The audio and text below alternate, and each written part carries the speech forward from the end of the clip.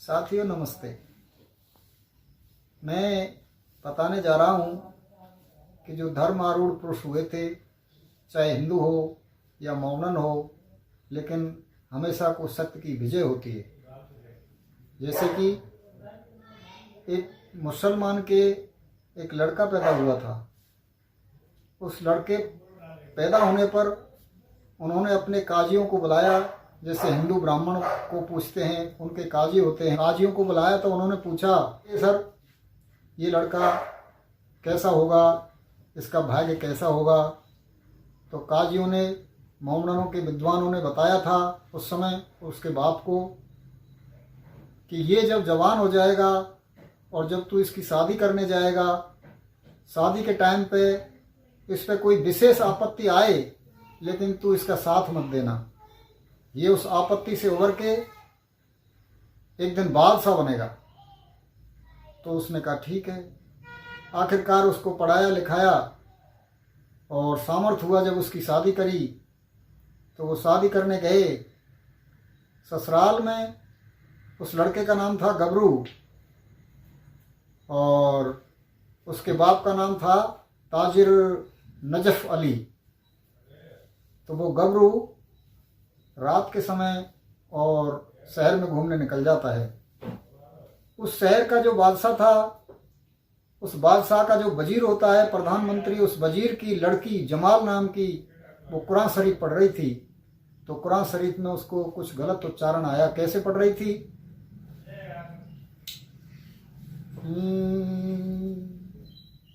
अव्वल बिस्मिल्लाह पढ़ूं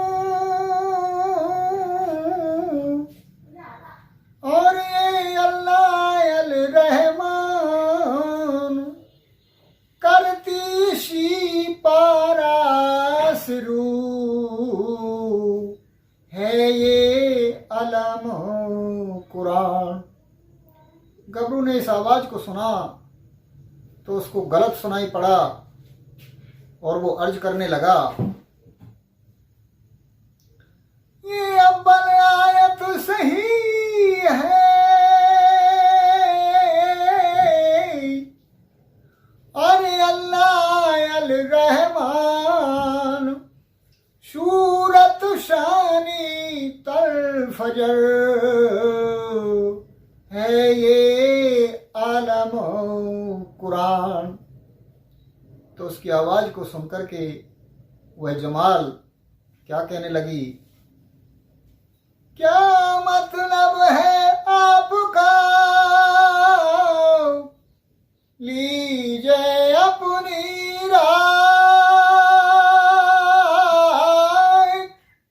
चाहे जैसे हम पढ़े कुरान कलामुल्लाह।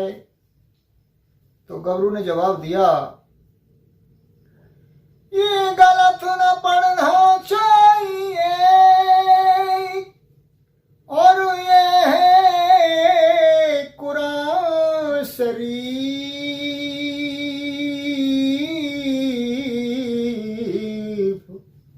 इसी वास्ते आपको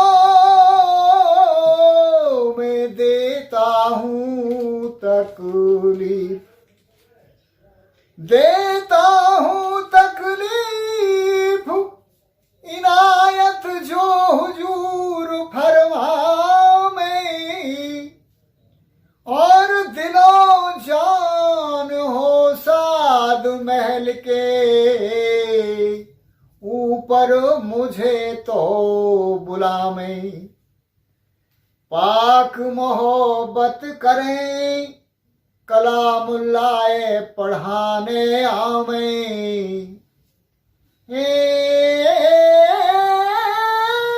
यहाँ कुरान के 30 पारे हम सारे सही तो करावे, आपकी होए इनायत पढ़ाऊं कुरान आयत आगे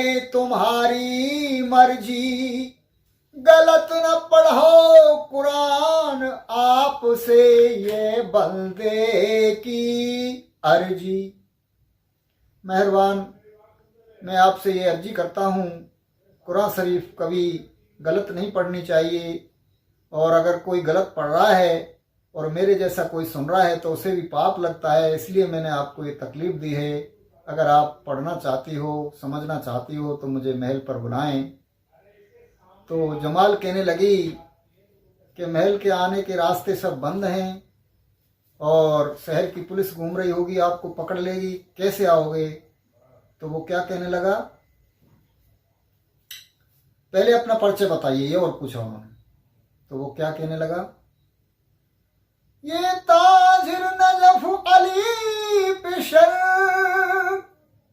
और गबरू मेरा नाम, सैयद मेरी जात है, दीन अहले इस्लाम। तो उसने कहा, अरे कबंद लटका देना, कबंद लटका देना रे, मैं तो कब से खड़ा। तो एक मोमनन शब्दों में कबंद जो बोलते हैं, हमारे हिंदुओं में रस्सी बोलते हैं, उसने एक रस्सी डाल दी और उसको पकड़ करके और ऊपर चढ़ जाते हैं। और उसने कुरान शरीफ को पढ़ाया और कुरान शरीफ पढ़ा के फिर जब वापस जाने लगे तो उन्होंने कहा, मेरी आपकी पाक मोहब्बत है, हमारे आपके बीच में कोई पाप द्वेष है नहीं, लेकिन आप डेली पढ़ाने आओगे क्या? उसने कहा, हाँ निश्चय, मैं डेली पढ़ाने आऊँगा। तो वो वहाँ से चला जाता है, अपने ससुराल वालों के घर पहुँच जाता है। दूसरा दिन हुआ और वो फिर जाने लगा। तो उसके बाप ने कहा, बेटा कहाँ जा रहा है? हम परदेश में आए हुए हैं, ये हमारा नगर नहीं है, कोई तुझे पकड़ लेगा रात को। कि नहीं पिताजी, मैं कुरान शरीफ पढ़ाने जाता हूँ और मैं वायदा करके आया हूँ, मुझे ज़रूर पहुँचना है।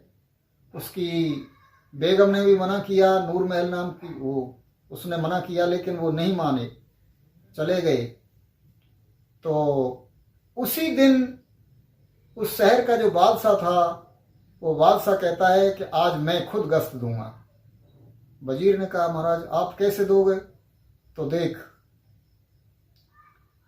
और ये मुझे देखना चाहिए,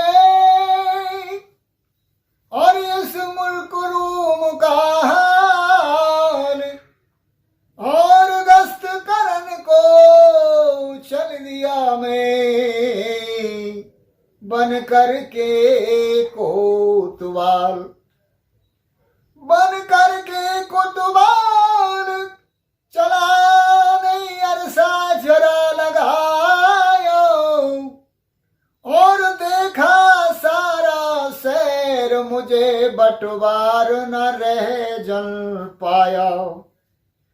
हसन अली के महल तले कुछ नजर सुबासा आया, और तेग तान हो सावधान, जब घोड़ा तुरंत बढ़ाया।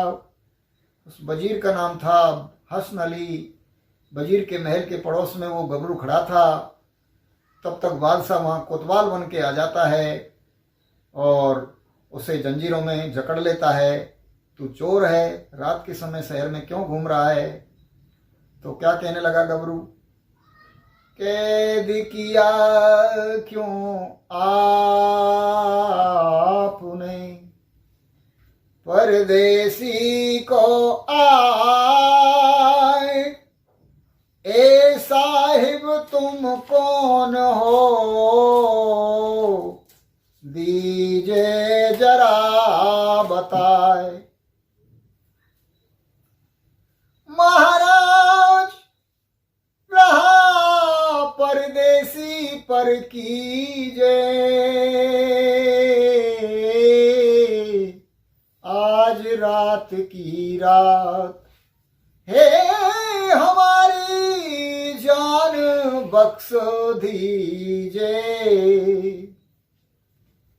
तो बादशाह कहने लगा, सुन सौदे अब जान ली, तू है पक्का चोर, और हरगिज बरी ना करूं तुझे, दिलवाऊं सूली भोर।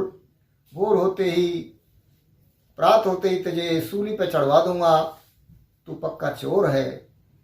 उसने कहा महाराज जरा रहा करो, बदन कसा फौलाद से, दुख है मेरा अंग, हजरत जरा कीजे रहम, करो न मुझको तंग, करो न मुझको तंग, जमानत कहाँ से तुम्हें दिलावें। तो कहने लगा कि फला जगह मेरा बाप है, आप चलिए और मुझे रात के लिए जमानत पर छोड़ दीजिए। तो बादशाह कहता है तेरी अरज कबूल की, सुन सौदे मेरी बात, कहाँ रहे वालिद तेरा, वहीं चलूंगा साथ, तेरे चलूंगा साथ में, देखूं कहाँ तेरा वतन, तब तक न होगी जामनी, जब तक खसखसा रखूं बदन, गर हो गई तेरी जमानत, छोड़ तुझको आऊंगा, होते फजर फिर रोबरू दरबार शाह के लाऊंगा। कहने लगा वालिद कहते हैं इनके बाप को, मोमनों में वालिद शब्द होता है, और फजर कहते हैं सुबह को, फजर होते ही मैं तेरे को ले आऊंगा, जमानत पर छोड़ सकता हूं। तो अपने बाप के पास पहुंचता है और आवाज लगाता है, आफत बेटे पर पड़ी, सुनिए अब्बा जान,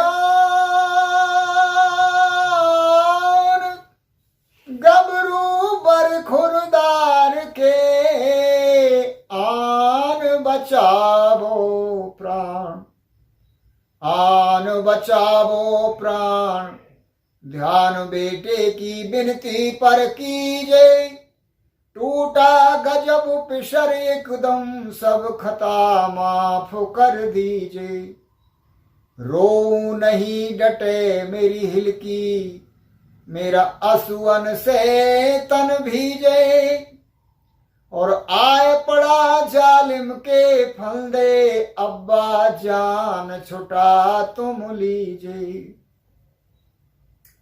निकल के आया बाप कौन कि वालिद मैं आपका गबरू बोल रहा हूँ, हे अब्बा जान मुझे कोतवाल ने पकड़ लिया है, रात रात को मेरी जमानत दे दो, सुबह मेरी फांसी होगी। तो बाप कहने लगा, उसको याद आ गई कि काजियों ने मना कर रखा है, तो कहने लगा जामिन बनूं न ख्वाब में, मैं इसका कुतवाल, अपने सर पर खामुखा क्यों आफत लूं डाल, क्यों आफत लूं डाल, होप से रूह हमारी कांपे, और समझाते समझाते इंद्र मेरी छाले पड़े जबां पे, सख्त रात के वक्त इश्क के चारों जाना ना पे, और कहूं हलप से 1-2 बजे आवत यहाँ मकां पे। रोजाना ऐसे ही घूमता है, सर मैं इसकी जमानत नहीं दूंगा, मना कर दिया बाप ने। तो आखिरकार वो कहने लगा, वक्त परे परिया खुदा, लइए बाप की आस, सो भी दुश्मन बन गया, अब चले कौन के पास, चले कौन के पास, जमानत कहाँ से तुम्हें दिलावें, और एक बालापन का यार हमारा, उसको भी अजमावें। मेरा एक दोस्त और है सर, वहां तक चलिए। तो बादशाह उसे कहने लगा, सुन सौदे जब कमल पे, पड़े विपत्ति आए, सूख जाए सरनीर बहन ऊपर से दे जलाए। इसका शीर्षक बादशाह कहता है, अरे भैया, जब कमल पे आपत्ति आती है तो नीचे से पानी सूख जाता है और ऊपर से उसे सूर्य जला देता है। अब तेरा कोई साथी नहीं होगा। उसने कहा, आप कहे तो सच रहे हो, लेकिन मैं उसको आजमा लेता हूँ, एक बार वहाँ चलिए। तो अपने यार के घर पहुँच जाते हैं। घर के सामने आवाज़ लगाते हैं। क्या कहते हैं? ओ मेरे बालापन के यार, उठ कर बोल तो सही, भैया बोल तो सही। सो कुछ सोची तेने मन में, तू सो ही करियो यार। अरे अधर्मी तरस कर और निक मिल जा भुजा पसार, उठ कर बोल तो सही, भैया बोल तो सही। कमरुद्दीन की पत्नी को, उस यार का नाम था कमरुद्दीन और उसकी पत्नी का था नाम नूरमहल। नूरमहल गबरू की आवाज़ सुन करके जग पड़ी और अपने पति को जगाती है। अरे पिया चेत तो करो, जागो चेत तो करो, जागो चेत तो करो। लाओ यार छुटाए के मेरे महलन माए, गबरू सुमिलतर आपको कोई फेर मिलन को नाय। जागो चेत तो करो। आप खड़े हो, मुझे गबरू जैसी आवाज आ रही है, किसी ने उसको पकड़ लिया है। आप जाइए, देखो क्या हुआ है उनके साथ में। तो अपनी तलवार लेकर के और कमरुद्दीन चलता है। क्या बोलता है बाहर आकर के? गुल से देनी नाजनी लायसील समशेर, लाऊं यार छुटाए के करी न पल की देर, करी न पल की देर। चला झटपट ले हाथ दुधारा, क्यों कर पकड़ा गबरू को क्या इसने आपका बिगाड़ा। जी जनाब क्या नहीं जानते हैं ये यार हमारा, खोल मुस्क तुम गबरू की, नहीं करूं तेग से फैसला तुम्हारा। दुश्मन होवे यार का और दुश्मन का यार, इन दोनों छोड़ू नहीं बिन मारे तलवार।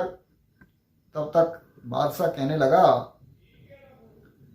चवर चवर क्यों कर रहा बेहूदे बदजात, उड़े शीस धर से तेरा ऐसा मारूं हाथ, ऐसा मारूं हाथ। कमीने क्या धमकाता हमको, अब्बल फांसी दिला इसे फिर कैद करूंगा तुमको।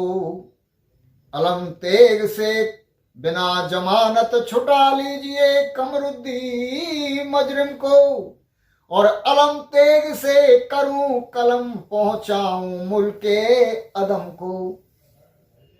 कमरुद्दीन कहता है, सर मैं इसकी जमानत देता हूँ, रात होते ही मैं आप इसके दरबार में इसको पेश करूँगा, मेरी जमानत लिखें।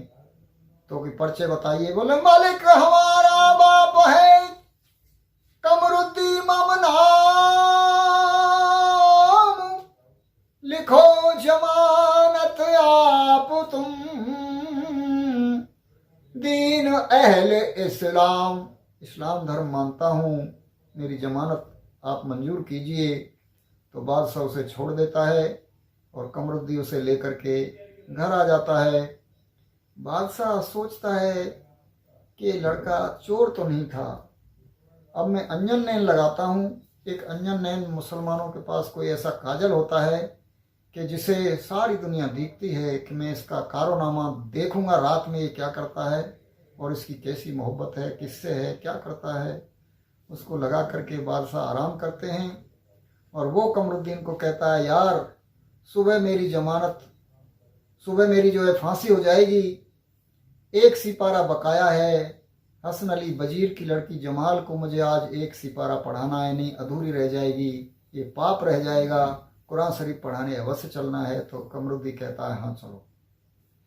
तो कमरुद्दीन नीचे महल के खड़ा हो जाता है और जमाल बेचारी इंतजार करती करती सो जाती है और वो रस्सी डालकर सोई थी तो उस रस्सा को पकड़ करके गबरू ऊपर पहुंचता है।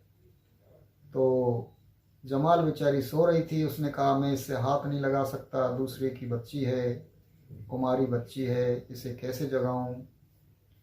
तो उसके नेत्रों से आंसुओं की झड़ी बह रही थी।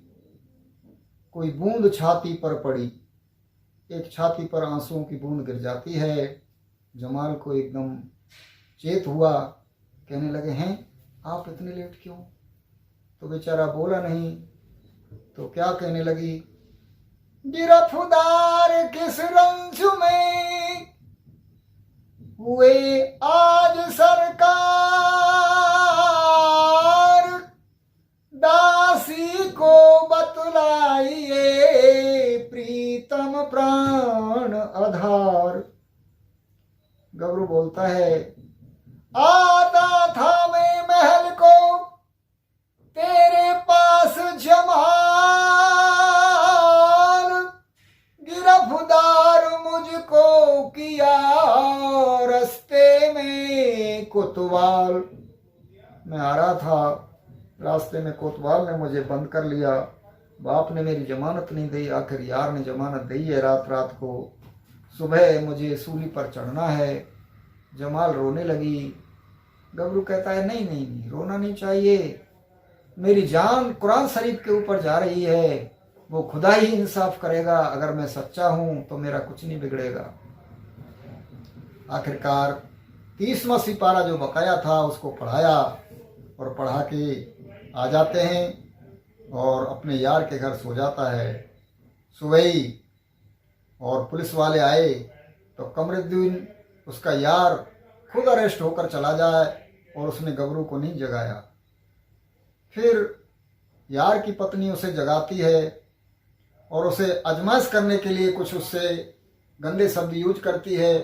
तो वो कहता है कि बड़ी भाभी एक मात समान होती है, भाभी तू मेरे यार की पत्नी है, मेरा यार बड़ा है, आप मेरी माँ हो, आपको ऐसे शब्द नहीं करने चाहिए। तब क्या क्या उसने कि तुम्हारे यार तो कचहरी गए पुलिस वालों के साथ में, आप भी जाइए और देवर तेरा देखो नाम, सत्य धर्म था मोय, निडर कचहरी जा चला, तेरा बाल न बांका हो।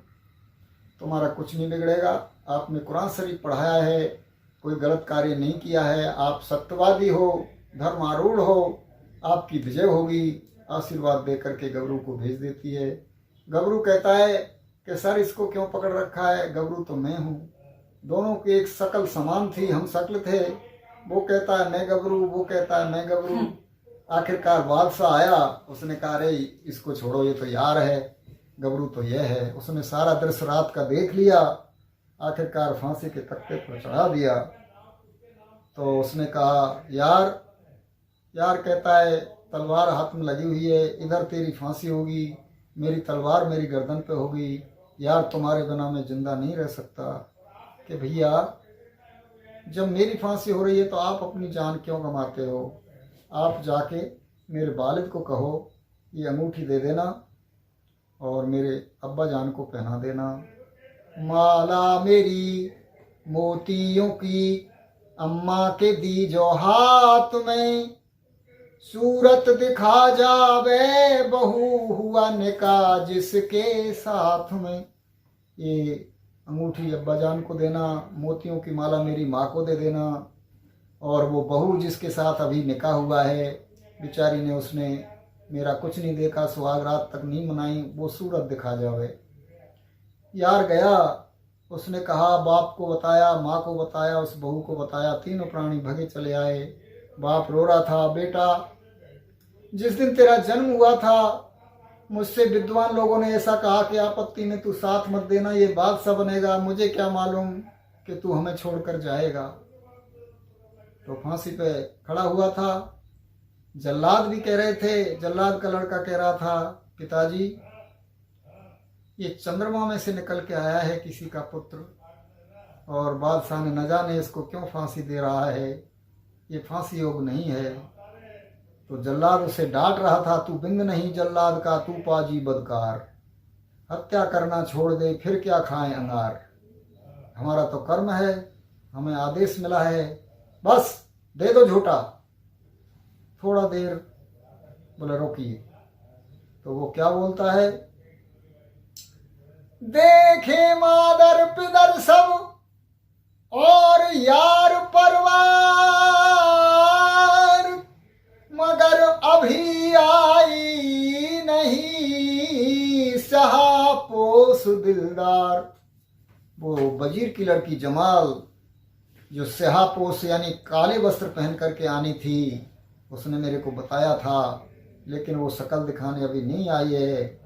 इतने में थोड़ी देर हो गई। वो क्या कह रही कि जाना पड़े जरूर, हमें क्या मतलब देर लगाने से, सनम की खातिर किया है आज मर्दाना वेश जनाने से। हाथ में तलवार, मर्दाने कपड़े, घोड़े की सवारी, काले कपड़े पहनकर, कि जब मेरे यार को फांसी होगी, कुरान शरीफ मेरा यार का कोई साथ नहीं दे रही होगी, तो मैं भी वहीं गर्दन पे तलवार से अपना सर काट दूंगी, ऐसा निश्चय करके सामने आ जाती है। तो बादशाह देख रहा है सारे दृश्य को। बादशाह वजीर को कहता है, वजीर इसकी पहचान कर, ये कौन है। वजीर कहता है, महाराज मैंने कभी इसको देखा नहीं, कोई अच्छा जवान है, मेरे से पहचान में नहीं आ रहा है। तो बादशाह उसको डांटता है, नादान क्यों बनता है, नादानी की बात क्यों करता है, सच पहचान कर। तो उसने कहा, महाराज क्या बताऊं, इसने मेरी नाक कटवा दी, ये तो मेरा ऐसा लगती है कि मेरी बेटी जमाल है। उसने कहा, बादशाह ने, नहीं तेरी नाक नहीं कटवाई है, ये कुरान शरीफ के आशिक हैं, ये कोई गलत चीज के आशिक नहीं है दोनों व्यक्ति। ले जल्लादों को कहा है, इनको उतार दो फांसी से, नलाओ धुलाओ, नए कपड़े पहनाओ, मैं इसको खुश होकर के बादशाह का ये ताज देता हूँ। बादशाह का ताज दे दिया। जमाल के साथ निकाह हो गई, 2 बहू हो गई। निकाह होगा जब वजीर की लड़की कहती है कि पिदर शाह ने कर दिया गबरू को सुल्तान, तुम दहेज में दीजिए कुछ तो अब्बा जान। हे अब्बा जान आप भी तो कुछ दो, बादशाह ने अपनी बादशाह दे दी, आप भी तो दो।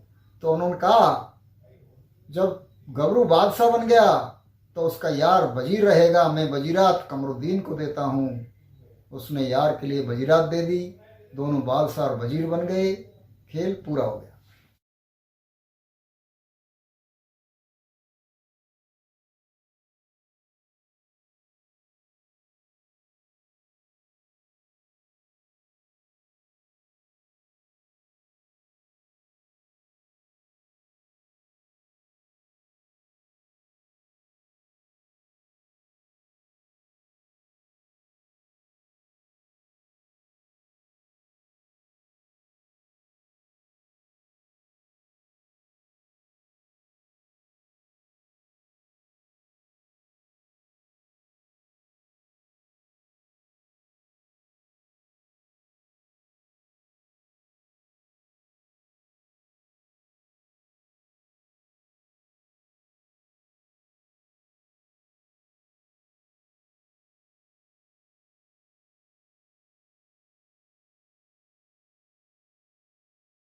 श्रीमद् भागवत की कथा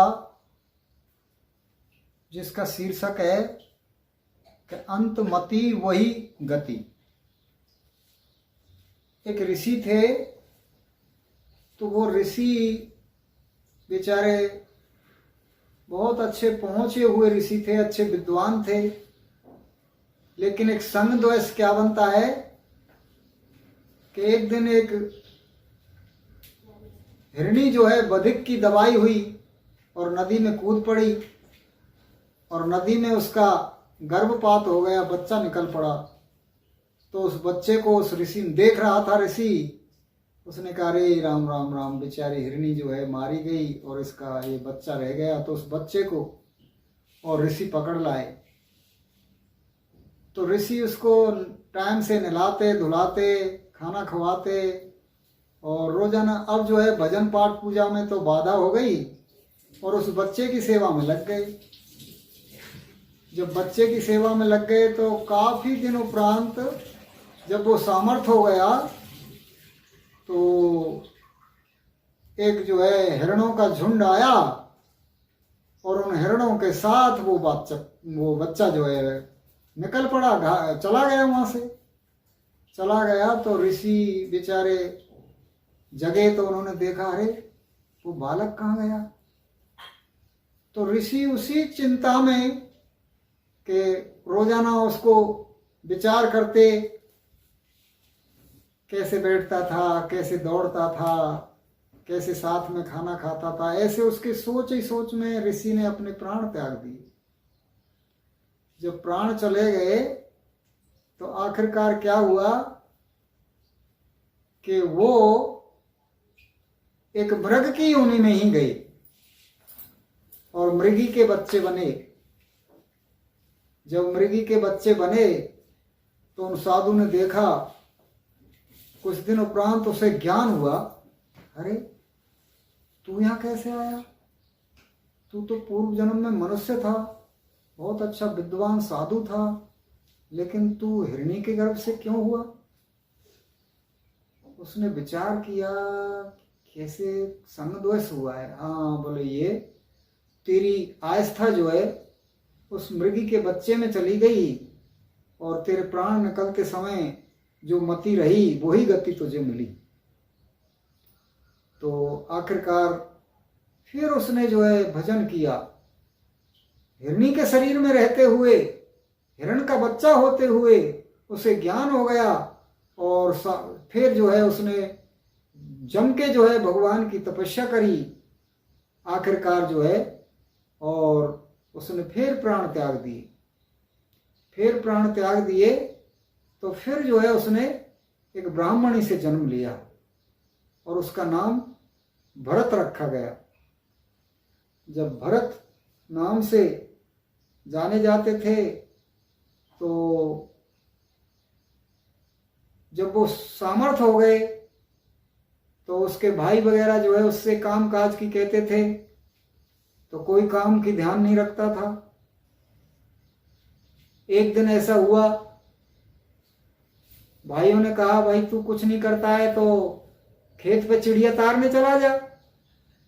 तो जबरदस्ती से उसे और मेरा पे बिठा दिया कि यहाँ प्यार इन चिड़ियों को उड़ाते रहना। और वो क्या करते कि राम जी की चिड़िया राम जी को ही खेत और चौगोरी चिड़िया तुम भर भर पेट। सारे दिन ऐसे जपता रहता, चिड़िया चुगती रहती। किसी दूत ने जाकर के घर वालों को बताया, बोले इसको भेजने से क्या फायदा है, ये तो ऐसा भजन करता है, राम जी की चिड़िया राम जी का खेत, चौगोरी चिड़िया भर भर पेट। घर वालों ने मार पीट के उसको निकाल दिया। हरामजादे, कहाँ से आएगा यहाँ, बिना कमाने वालों को लिए खाना कैसे मिलेगा। उसको निकाल दिया, निकल पड़ा। तो आखिरकार क्या हुआ,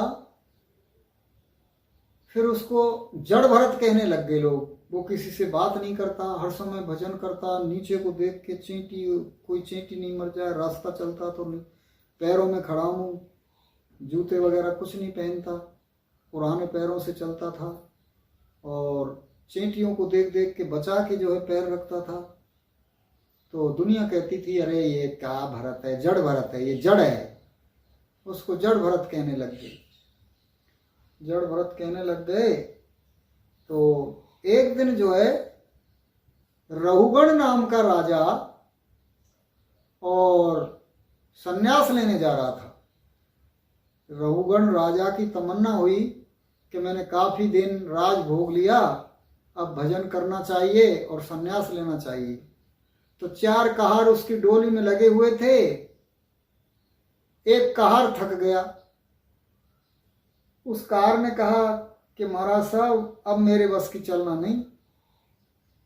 उन्होंने कहा कि हरामजादे, मैं तो कहीं बनखड़ में जाकर के किसी साधु की कुटिया पर रुकूंगा, वहां तक कौन ले जाएगा? कि कुछ भी करो महाराज, मुझे चाहे मारो या छोड़ो, लेकिन मेरे बस की चलना नहीं गा। राजा ने कहा भाई कोई कहार देख के ले आओ। और तो वो 3 कहार जो थे वो गए, तो उनको वो मिल गया जड़ भरत। उसे पकड़ के लाए। उसने दूर से देखा, अरे बोले ये तो वो ही मृग है। ये पहले जो मृग था, जो साधु उसको रखता था, वो आकर के और राजा बन गया। मनुष्य शरीर मिला उसको अगले जन्म में और वो राजा बन गया। उसने कहा ये तो वो ही मृग है, एक बार देखा जब तो मुझे मृग बनना पड़ गया, मैं इसके दर्शन नहीं करूंगा। तो उसने नीचे को अपनी दृष्टि कर ली और राजा कह रहा है अब तू मेरे कहारों के साथ में मेरी डोली में लग जा। तो उन कहारों ने उसको डोली में लगा दिया। अब देख देख के चलता है, कोई चींटी नहीं मर जाए तो पैर उठाओ, ऐसे उठाता। अब वो कहार जल्दी चले, वो रुक जाए तो उसकी डोली झटका खाने लगी। राजा कहता है अरे तू मूर्ख तो नहीं है, लेकिन वो उससे बोले नहीं। क्यों, तेरे से चलना नहीं आता है? फिर भी नहीं बोला। उसने कहा भाई उतार दो। उतार दिया। तो राजा जैसे उसके सामने आवे तो वो इधर पीठ फेर ले। वो उसका मुंह नहीं देखना चाह रहा था, क्योंकि उसने पता है कि पहले ये मृग की योनि में मुझको मिला तो मुझे भी मृग योनि में ले गया, मैं इसके दर्शन नहीं करना चाहता। आखिरकार राजा ने भी छोड़ दिया, बोले ये तो जड़ है यार, छोड़ो इसको।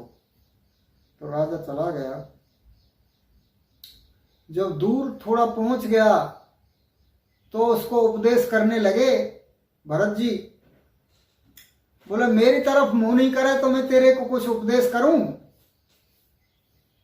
अरे बन के ये कोई साधु है, तूने इसको डोली में लगा लिया, बहुत बुरा किया।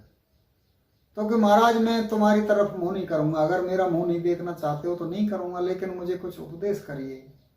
बोले उपदेश यही है, तू क्या सन्यास लेगा जब भी अभी तू राजा की हस्ती में जो है डोली में बैठ के जा रहा है, अभी तू डोली नहीं छोड़ रहा है, अपने आप को तू राजा मान रहा है, तू सन्यासी नहीं हो सकता। इन कहारों को यहीं छोड़ दे, डोली को यहीं छोड़ दे और पद यात्रा करता हुआ पैदल पैदल कहीं निकल जा, किसी साधु का सहारा लेना, उससे गुरु दीक्षा लेना और फिर उससे ज्ञान सीखना, वो बताए उसी मंत्र को जपना, जब तेरा कल्याण होगा। तो रहुगण राजा अपने कार डोली सब को छोड़कर चले गए। अब भरत जी वहां रह गए। तो भरत जी काफी मोटे ताजे थे, बेचारे किसी चीज की चिंता तो करते ही नहीं थे, तो उनका शरीर क्यों थकेगा। टाइम पे भोजन मिल जाए तो ऐसे और नहीं मिले तो ऐसे उनको ये आभास ही नहीं होता था कि मुझे भूख लग रही है अथवा प्यास लग रही है। कोई टेंशन नाम की चीज ही नहीं मानते थे। तो एक दिन एक देवी पे भेंट चढ़ाने के लिए चोर आ गए। उन चोरों ने बोल रखा था कि हे देवी माता, अगर हमारी चोरी ढंग से लग जाएगी तो हम तेरे को बहुत बड़ी बलि देंगे। अब उनकी चोरी तो लग गई, लेकिन वो बलि के लिए ढूंढते फिरे कि यार किसकी दें, मरने के लिए कौन आएगा हमारे कहने से। उसे बुला के ले गए। ये है मोटा ताजा, बोले ये चले तो यार इसको ले चलते हैं। भाई हम तेरी बलि चढ़ा दें, तू चल सकता है? तो वो उनके कहने से चल पड़ा। जैसे ही देवी के मठ में ले गए, देवी के मंदिर में जाकर के वो तलवार उठाने लगे, एकदम देवी थर थर कांप उठी। अरे बोल तुम इतने बड़े तपस्वी को ले आए, ये मुझे जला देगा और तुम्हें भी जला देगा, तुम इसको मारना चाहते हो। तो फिर जो है उन्होंने छोड़ दिया। कहने का मतलब यही हुआ कि अंतमति जो गति, तो भैया समय पे जो कोई कुत्ता आ जाए, श्वान आ जाए, उसको टूका डालना जरूर फर्ज है, लेकिन पालतू पशु रखना ये अपने आप को हानिकारक होता है।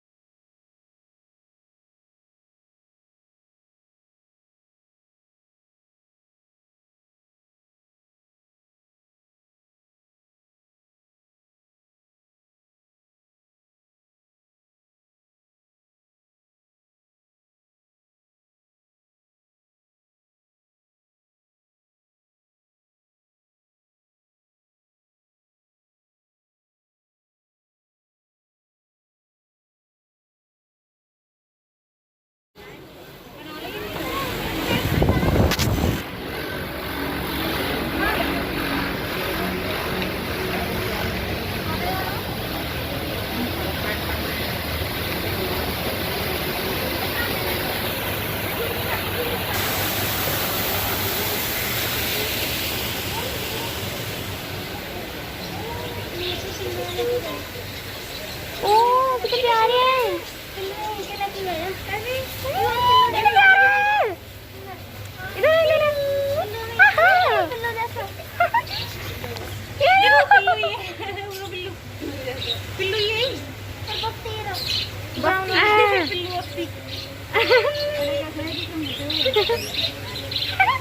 कितने प्यारा है।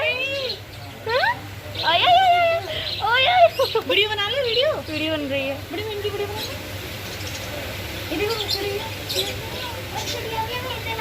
पीको और पीपी देख।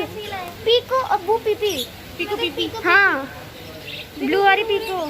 सॉरी ब्लू वाली पीपी। कितनी प्यारी है। पीको पीपी।